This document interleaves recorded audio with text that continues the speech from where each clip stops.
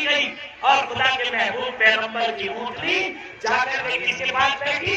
अबू अय्यूब अंसारी रज़ियल्लाहु के पास। और अबू अय्यूब अंसारी रज़ियल्लाहु का उसमें कोई कमाल नहीं था। कमाल तो किसका था?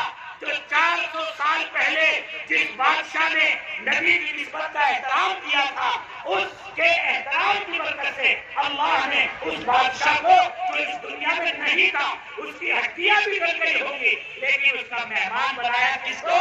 सारी कायनात के बादशाह सैयदुर रसूल जनाब मोहम्मद रसूलुल्लाह सल्लल्लाहु अलैहि वसल्लम। इसलिए भाई, ये आपका जो लेना देना है, ये रस्म नहीं है, ये नस्लों के ईमान और अकीदे की जमानत है।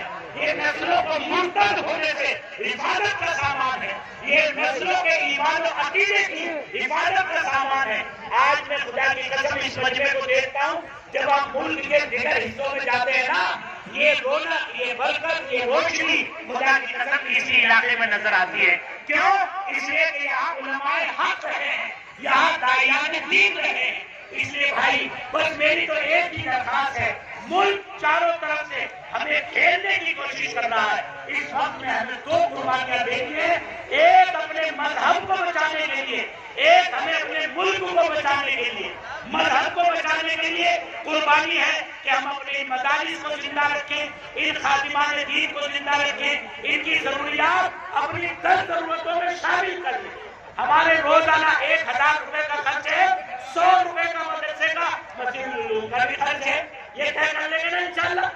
तो हमें फिर एंड टाइम पे मांगने में, जब कारी साहब कहेंगे उस्तादों की तनख्वाह का उधार हो रहा है, तालीम पनीर का उधार हो रहा है, तो हमें सोचने की जरूरत नहीं पड़ेगी। हमारे अकादमी का मिजाज था, हजरत मुफ्ती शफी साहब अपने अलमारी में 2 थैलियां रखते थे, एक थैली में अपनी जरूरत के खर्च का और एक थैली में लिल्लाह, अल्लाह के नाम का। तो हम अपने घरों में एक जो है गुल्लक बनाए, फंड बनाए, बैंक खाता खुलवाए जो बड़े हैं, और जो भी आमदनी हुआ करे उस आमदनी का इतना परसेंट, 1 रुपया, 2 रुपया, 10 रुपया, उस परसेंट शुरू ही से डाल दिया करें। हमारे गरीब गांव में किसी गरीब बच्ची की शादी है, किसी का इलाज है, किसी बेवा का मामला है, मदद है, मदरसे की आबियारी है, तो अपने जेब में न ढूंढा करें, वही जो बैंक है हमारा अल्लाह के नाम का, बस उसी में से जरूरत के मुताबिक उठा करके दे दिया करें। कभी दिल पे ये बात नहीं आएगी कि मैं 2000 दूं कि 4000 दूं, नहीं। और खुदा की कसम, इतनी बड़ी बरकत है इस अमल की।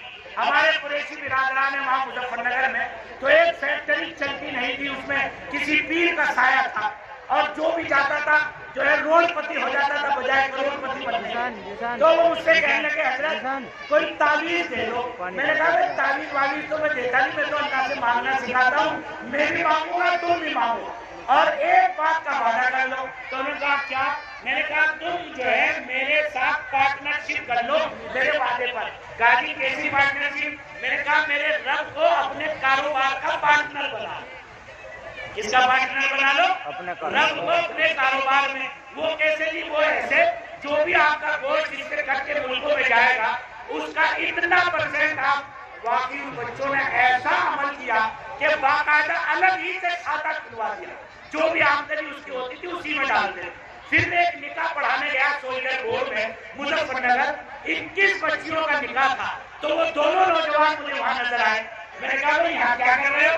कहा हजरत ये जितने मेहमान आए हुए हैं इन सब का खाना और इन सब को 50-50 हजार रुपए का जहेज इन गरीब बच्चियों को हमने ही किया है, और उसी फंड में से किया है जो खाता आपने हमें खुलवाया था। और हम उस फैक्ट्री में जाने के बाद रोडपति नहीं बने, अल्लाह ने हमें करोड़पति बनाया। तो भाई बिगाने वालों, ये तावीज याद रखोगे ना इंशाअल्लाह जी।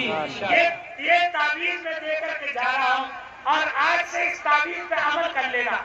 100 रुपए कमाने वाला, 500 रुपए कमाने वाला जो है 20 रुपए डाल दे, 1000 रुपए कमाने वाला 40 रुपए डाल दे, समझ ले 10,000 रुपए कमाने वाला महीने में 500 रुपए डाल दे, और फिर देखना अल्लाह की कैसी बरकतें नुमाया होती है। चूंकि आपने खाली बात पे अमल किया, निस्बते कुरान का एहतराम किया, निस्बते नबी की इबादत का सामान किया। इसलिए भाई अल्लाह हम सब की इस कुर्बानी को बेहद कबूल फरमाए, और हमारा जो ये निजाम है भाई कहाँ है हमारे भाई अब्दुल रहमान साहब?